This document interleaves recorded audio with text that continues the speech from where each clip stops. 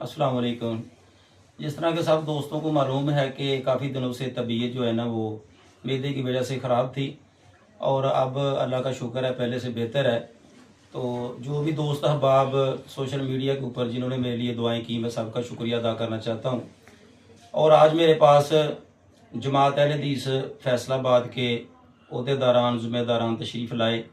मैं इनका भी तहे दिल से शुक्रिया अदा करता हूँ, जिनमें गाजी इस्लाम हज़रत मौलाना अब्दुर्रज़ाक आबद साहब अमीर जमात अहले हदीस फैसलाबाद और हज़रत मौलाना खालिद महमूद इंसारी साहब और नाज़िम आला जमात अहले हदीस फैसलाबाद और भाई मुज़म्मिल नवीस साहब, भाई उसामा मेरे पास तशरीफ़ लाए मेरी खैरियत मालूम करने के लिए।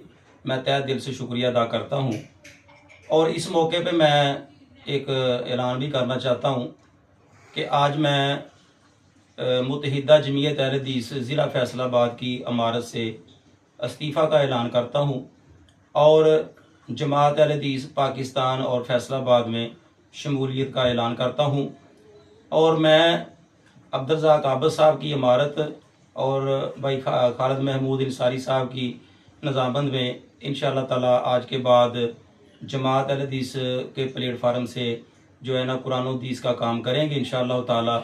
अल्लाह ताला सब की काविश मेहनत कबूल व मंजूर फरमाए।